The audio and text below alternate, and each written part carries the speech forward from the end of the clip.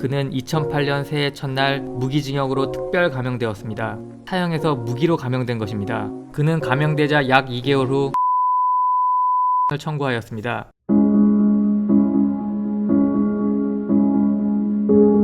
한 사형수가 있었습니다.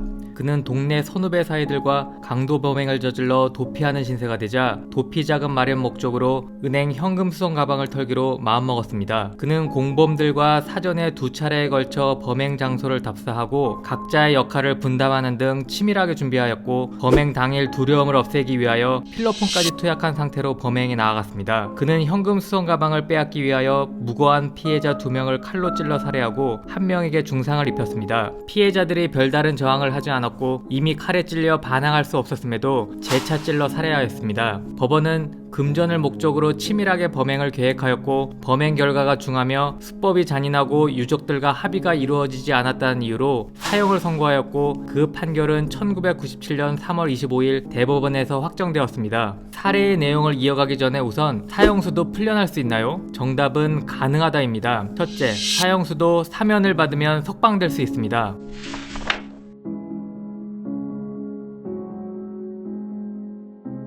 대표적으로 대한항공 테러범 김현희는 1990년 사형 확정되었으나 얼마 되지 아니하여 사면받음으로써 석방되었습니다. 그렇다면 우리나라에 생존하고 있는 60여 명의 사형수에 대한 사면 가능성은 어떨까요? 개인적인 생각임을 전제로 그들을 사형 집행하지 않는 현실에 대하여 반대하는 여론도 상당수이고 이들이 저지른 범죄 하나하나 매우 끔찍한 상황에서 사면을 통한 즉시 석방은 거의 불가능할 것입니다. 사형수의 석방 가능성 두 번째는 감형 후 가석방입니다.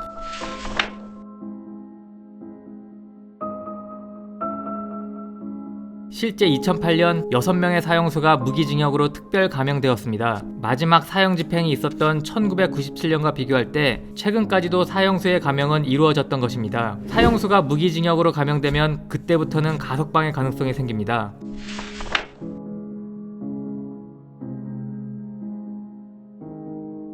물론 실제 저지른 범죄의 내용도 고려하는 엄격한 가석방 요건을 가석방 심사 절차에서 통과하여야 합니다. 그러나 어쨌든 무기수라도 20년을 복역한 후라면 가석방 가능해지는 것입니다. 게다가 2010년 형법이 개정되어 20년으로 늘어난 것일 뿐 그 전에는 무기수도 10년을 복역하면 가석방 가능하였습니다. 그 결과 복역한 지 채 14년도 되지 아니하여 석방되는 사례도 존재하였습니다. 다시 한번 언급하지만 20년 그리고 과거 10년의 복역 기간은 가석방을 위한 최소한의 요건이므로 이 기간이 경과한다고 무조건 가석방되는 건 아닙니다. 엄격한 가석방 적격 심사를 통과하여야 합니다.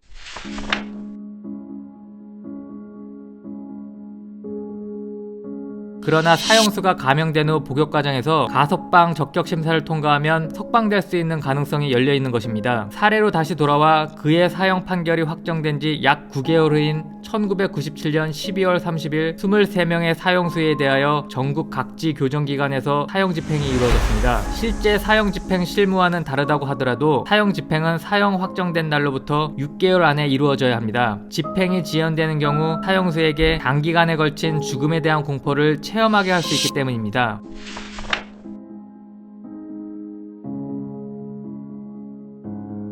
이 규정을 기계적으로 적용하면 사형 집행일을 기준으로 9개월 전에 사형 확정된 그는 사형 집행됨이 마땅하였습니다. 그러나 그는 사형 집행을 면하였습니다. 그리고 다시는 사형 집행이 이루어지지 않았습니다. 이날 있었던 사형 집행을 참관하였던 한 교도관의 회고입니다. 사형 집행 다음날 사형을 면한 한 사형수가 제가 어제 턱걸이로 살았습니다 라고 하였습니다. 어제 6명이 형장의 이슬로 사라졌는데 자기 순번은 7번이어서 형장으로 끌려가지 않았다는 말입니다. 이 얼마나 살떨리는 말입니까? 속된 말로 한 끗발 차이로 생사가 결정난 것입니다. 그 후 몇 년이 지나서 또 한 번 운명의 반전이 일어나게 됩니다. 사형에서 무기로 감형된 것입니다. 사형수가 무기수로 감형되는 것은 아주 매우 극히 엄청 드문 사례임이 분명합니다. 사형 집행 때 한 끗발로 살 수 있었고 그 후에는 감형까지 되었으니 그의 인생도 한편의 영화 아닌가요? 다만 우리 영상에서 등장하는 사형수와 같은 사형수인지는 잘 모르겠습니다. 다시 우리 사례로 돌아와 그는 2008년 새해 첫날 무기징역으로 특별 감형되었습니다. 그는 감형 감형되자 약 2개월 후 헌법재판소에 헌법소원을 청구하였습니다. 핵심만 쉽게 요약하자면 그는 당시 무기수 가석방에 필요한 10년 복역 요건을 문제 삼았습니다. 그는 사형 확정되고 무기징역으로 감형되기까지 이미 10년 9개월을 갇힌 채 사형을 기다리고 있었습니다. 그는 이 10년 9개월을 무기수 가석방을 위하여 필요한 복역 일수인 10년에 포함해달라고 한 것입니다. 즉 무기수로 감형 시점에 이미 10년 이상을 갇혀 살았으니 즉시 가석방 가능 대상에 포함되어야 하는데 이러한 법률을 만들지 아니한 국회가 의무를 방치하고 있다고 하였습니다.